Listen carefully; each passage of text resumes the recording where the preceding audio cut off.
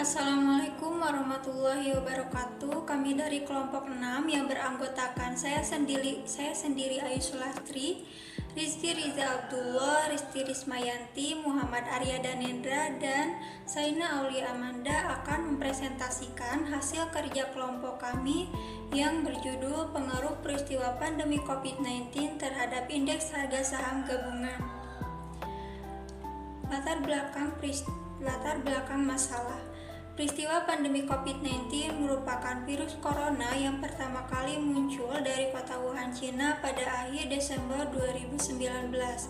Adanya peristiwa pandemi virus corona atau COVID-19 ini bukan hanya memberikan ancaman kepada kesehatan saja, akan tetapi juga pada pertumbuhan perekonomian di suatu negara. Dampak penyebaran virus corona atau COVID-19 ini belum dapat dihitung secara pasti. Di Indonesia masih melawan virus COVID-19 ini. Begitupun dengan negara lain. Jumlah kasus virus COVID-19 terus bertambah dengan beberapa kasus positif dan beberapa melaporkan kesembuhan. Akan tetapi tidak sedikit yang meninggal. New normal membuat mood pelaku pasar modal membaik sejak pekan ini atau pada tanggal 2-5 Juni 2020. IHSG atau Indeks Harga Saham Gabungan mencatat penguatan 1,98% ke 4.847,51 yang menjadi level tertinggi sejak 7 April 2020. Penguatan bursa kebanggaan tanah air ini sekaligus mencatat penguatan 5 hari beruntun. Menjadi rally IHSG terpanjang sejak Oktober 2019 silam. Berdasarkan data RTI, nilai transaksi di Bursa Efek Indonesia atau BEI kemarin nyaris 12 triliun rupiah dengan investor asing yang melakukan aksi beli bersih 753,81 miliar rupiah di pasar reguler. Jika memasukkan di pasar non reguler, total aksi beli bersih tercatat 872,30 miliar rupiah. Aksi beli tersebut menjadi kabar menggembirakan bagi IHSG atau Indeks Harga Saham Gabungan dalam dua bulan terakhir. Berdasarkan latar belakang masalah di atas, maka peneliti ingin meneliti mengenai peristiwa pandemi COVID-19 terhadap Indeks Harga Saham Gabungan di Bursa Efek Indonesia. Lalu rumusan masalah dan tujuan di dalam penelitian ini yaitu rumusan masalahnya bagaimana hasil analisis indeks harga saham gabungan terhadap saham GGRM atau PT Gudang Garam Indonesia, MRAT atau PT Mustika Ratu Tbk, dan UNVR PT Unilever Indonesia Tbk. Tujuan penelitian ini yaitu untuk mengetahui pengaruh pandemi COVID-19 terhadap indeks harga saham gabungan di Bursa Efek Indonesia. Sekian dari saya, selanjutnya akan dijelaskan oleh rekan saya Rizky Riza Abdullah. Assalamualaikum warahmatullahi wabarakatuh. Perkenalkan, nama saya Rizky Riza Abdullah dengan NIM 178. Di sini saya akan menjelaskan tentang kajian pustaka pada bab 2. Di sini ada pengertian pasar modal. Pasar modal atau capital market merupakan pasar untuk berbagai instrumen keuangan jangka panjang yang bisa diperjualbelikan, baik surat utang, obligasi, equity atau saham, reksadana, instrumen derivatif, maupun instrumen lainnya. Pasar modal merupakan sarana pendanaan bagi perusahaan maupun institusi lain, misalnya pemerintah, dan sebagai sarana bagi kegiatan berinvestasi. Dengan demikian, pasar modal memfasilitasi berbagai sarana dan prasarana kegiatan jual beli dan kegiatan terkait lainnya. Yang kedua ada pengertian saham. Saham merupakan salah satu instrumen pasar modal yang paling diminati investor karena memberikan tingkat keuntungan yang menarik. Saham dapat didefinisikan sebagai tanda penyertaan modal seorang atau sepihak atau badan usaha dalam suatu perusahaan atau perseroan terbatas. Yang selanjutnya di sini ada jenis-jenis saham. Yang pertama, ditinjau dari segi kemampuan dalam hak tagih atau klaim, maka saham terbagi atas Yang pertama ada saham biasa atau common stock. Yang kedua ada saham preferred atau preferred stock. Yang kedua, dilihat dari cara pemeliharaannya, saham dibedakan menjadi saham atas unjuk dan saham atas nama. Yang ketiga, ditinjau dari kinerja perdagangannya, maka saham dapat dikategorikan menjadi yang pertama saham unggulan atau blue chip stock, yang kedua saham pendapatan income stock, dan yang ketiga saham pertumbuhan growth stock wealth now. Yang keempat saham spekulatif stock. Yang kelima saham cyclical atau counter cyclical stock. Selanjutnya di sini ada pengertian harga saham. Harga saham merupakan harga penutupan pasar saham selama periode pengamatan untuk tiap-tiap jenis saham yang dijadikan sampel dan pergerakan senantiasa diamati oleh para investor. Salah satu konsep dasar dalam manajemen keuangan adalah bahwa tujuan yang ingin dicapai manajemen keuangan adalah memaksimalkan nilai perusahaan. Yang selanjutnya ada teori sinyal. Teori ini menjelaskan tentang bagaimana para investor memiliki informasi yang sama dengan manajer perusahaan tentang prospek perusahaan. Namun, dalam kenyataannya, manajer sering memiliki informasi lebih baik dari investor luar. Baik, yang selanjutnya di sini ada indeks harga saham gabungan atau IHSG, yaitu suatu rangkaian informasi historis mengenai harga saham gabungan sampai tanggal tertentu. Indeks harga saham gabungan atau IHSG mencerminkan suatu nilai yang berfungsi sebagai pengukuran kinerja suatu saham gabungan. Yang selanjutnya di sini ada faktor-faktor yang mempengaruhi indeks harga saham. Di sini ada faktor internal dan faktor eksternal. Sehingga didapatkan kerangka konseptualnya, yaitu tentang peristiwa pandemi COVID-19 dalam negeri pada indeks harga saham gabungan pada tanggal 2 Maret 2020. Peristiwa ini akan diambil pada periode peristiwa selama 14 hari, yang dimana 7 hari indeks harga saham gabungan sebelum peristiwa dan 7 hari lagi indeks harga saham gabungan sesudah peristiwa. Di sini ada hipotesis penelitian. Berdasarkan penelitian terdahulu dan tinjauan teori, maka dirumuskan hipotesis dari penelitian sebagai berikut. Di sini ada HO, tidak terdapat perbedaan rata-rata IHSG pada periode sebelum atau sesudah terjadi peristiwa pandemi COVID-19 pada tanggal 2 Maret 2020 di Indonesia. Yang selanjutnya ada H1, terdapat perbedaan rata-rata IHSG pada periode sebelum, saat atau sesudah terjadi peristiwa pandemi COVID-19 pada tanggal 2 Maret 2020 di Indonesia. Yang selanjutnya di sini ada bab 3. Yaitu di sini ada gambaran perusahaan dan data saham perusahaan. Di sini ada poin sejarah singkat dan profil perusahaan PT Gudang Garam Tbk.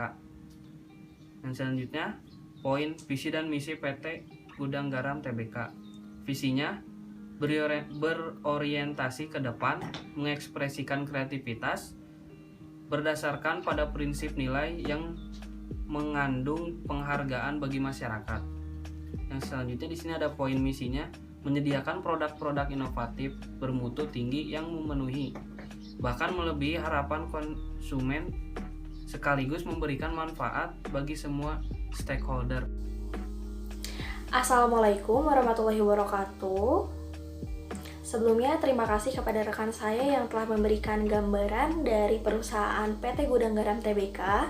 Selanjutnya di sini saya Risti Rismayanti NIM 179 akan memberikan gambaran data saham dari PT Gudang Garam Tbk atau selanjutnya disingkat sebagai GGRE. Jadi kami mengambil periode peristiwa selama 5 hari sebelum peristiwa COVID dan 5 hari setelah hari peristiwa COVID, yaitu terhitung dari tanggal 24 Februari 2020 sampai dengan 9 Maret 2020. Baik, jadi untuk data 5 hari sebelumnya itu terhitung tanggal 24 Februari 2020.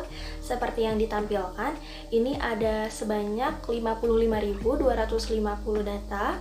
Lalu pada tanggal 25 Februari 2020, ini ada 55.200. Tanggal 26 Februari ini ada 55.000. Tanggal 27 Februari itu ada 53.175. Lalu yang terakhir tanggal 28 Februari ini ada 51.000 data. Nah, untuk data sesudahnya terhitung dari 3 Maret 2020 ini ada 50.775 data. Lalu tanggal 4 Maret 2020 ini ada 51.775 data. Tanggal 5 Maret 2020 ini ada 50.950 data. Tanggal 6 Maret 2020 ini ada 50.400 data. Dan yang terakhir tanggal 9 Maret 2020 itu ada sebanyak 44.975 data. Untuk perusahaan selanjutnya yaitu ada PT Mustika Ratu Tbk. Jadi PT Mustika Ratu Tbk ini memiliki visi dan misi. Untuk visinya sendiri menjadikan warisan tradisi keluarga leluhur sebagai basis industri perawatan kesehatan atau kebugaran dan kecantikan atau penampilan yang paripurna atau holistic wellness melalui proses modernisasi teknologi berkelanjutan, namun secara hakiki tetap mengandalkan tumbuh-tumbuhan dari alam. Dan untuk misinya sendiri yaitu falsafah kesehatan atau kebugaran dan kecantikan paripurna atau holistic wellness yang telah lama ditinggalkan masyarakat luas digali kembali oleh seorang putri keraton sebagai royal heritage untuk dibagikan kepada dunia sebagai karunia Tuhan dalam bentuk ilmu pengetahuan yang harus dipertahankan dan dilestarikan. Selanjutnya untuk data saham dari PT Mustika Ratu Tbk atau selanjutnya disebut dengan MRAT. Untuk periodenya sama, kita mengambil 5 hari sebelum hari peristiwa COVID dan 5 hari setelah peristiwa COVID, yaitu terhitung dari tanggal 24 Februari 2020 sampai dengan 9 Maret 2020. Untuk datanya seperti yang ditampilkan, pada tanggal 24 Februari itu sebanyak 135 data, untuk tanggal 25 Februari itu sebanyak 138 data, untuk tanggal 26 Februari itu sebanyak 140 data, untuk tanggal 27 Februari itu sebanyak 140 data, dan untuk tanggal 28 Februari itu sebanyak 131 data. Dan itu adalah data-data dari 5 hari sebelumnya. Dan untuk data 5 hari sesudahnya itu terhitung dari 3 Maret 2020. Itu sebanyak 132 data, untuk 4 Maret itu sebanyak 140 data, tanggal 5 Maret itu sebanyak 141 data, tanggal 6 Maret sebanyak 146 data, dan tanggal 9 Maret itu sebanyak 126 data.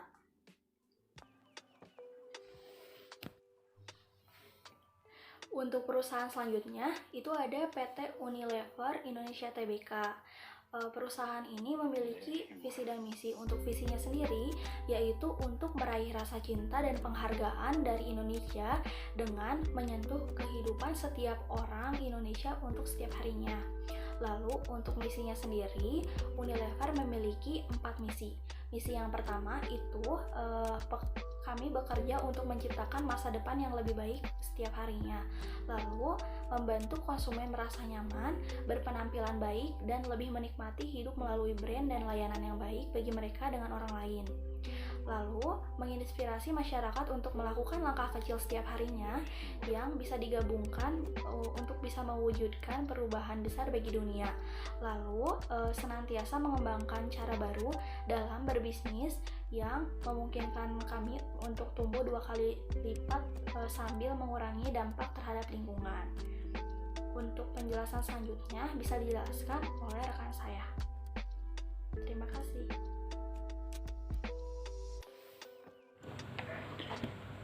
Assalamualaikum warahmatullahi wabarakatuh. Perkenalkan, nama saya Muhammad Arya Danendra dengan NIM 180. Di sini saya akan melanjutkan pada data saham PT Unilever Indonesia Tbk.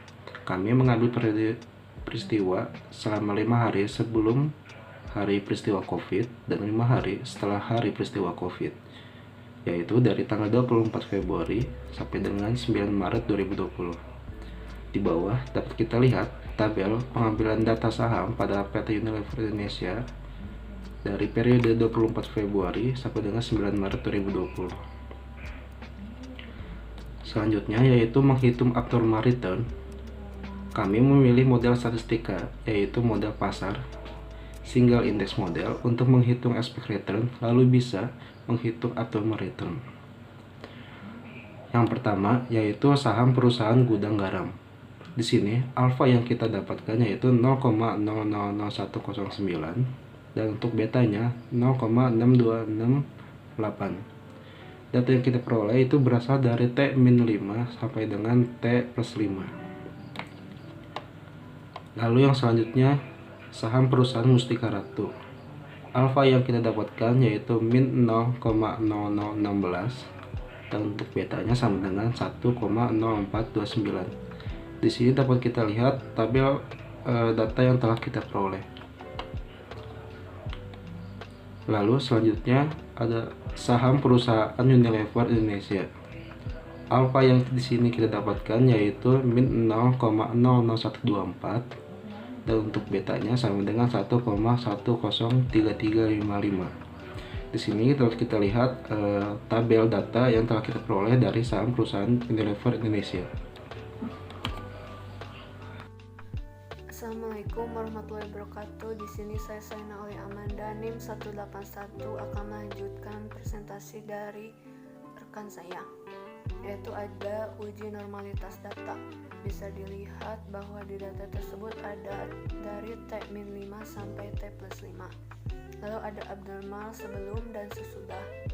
Hipotesisnya, jika nilai signifikan lebih dari 0,05 maka data berdistribusi normal. Lalu jika nilai signifikan kurang dari 0,05 maka data tidak berdistribusi normal. Karena abnormal return sesudah peristiwa tidak normal, maka uji hipotesisnya menggunakan one sample t-test Wilcoxon. Lalu selanjutnya ada uji hipotesis. Di data ada T-5 sampai T+5, abnormal sebelum dan sesudah. Bisa dilihat bahwa hipotesis jika nilai signifikan kurang dari 0,05 maka HO ditolak. Lalu jika nilai signifikan lebih dari 0,05 maka HO diterima. Karena abnormal return sesudah peristiwa tidak normal, maka uji hipotesisnya menggunakan one sample t-test Wilcoxon. Setelah dilakukan uji hipotesis menggunakan one sample t-test, dihasilkan T-1 yaitu 0,027 kurang dari 0,05 maka HO ditolak, yang artinya terdapat abnormal return yang signifikan pada hari sekitar COVID-19 dan sisanya menunjukkan nilai signifikan lebih dari 0,05 maka HO diterima, yang artinya tidak terdapat abnormal return yang signifikan pada hari sekitar COVID-19. Setelah melakukan analisis one sample t-test dan one sample priority test, dihasilkan bahwa ketiga saham yaitu Gudang Garam, Mustika Ratu, dan Unilever menghasilkan tidak terdapat perbedaan yang signifikan untuk variabel abnormal return, yaitu dengan periode 5 hari sebelum peristiwa dan 5 hari setelah peristiwa COVID. Kesimpulannya adalah HO diterima, yaitu tidak terdapat perbedaan terhadap abnormal return pada saham Gudang Garam, Mustika Ratu, dan Unilever sebelum dan sesudah peristiwa pandemi COVID-19. Nah, itulah presentasi dari kelompok kami, yaitu kelompok 6. Maaf apabila masih banyak kesalahan. Wabillahi taufiq wal hidayah. Wassalamualaikum warahmatullahi wabarakatuh.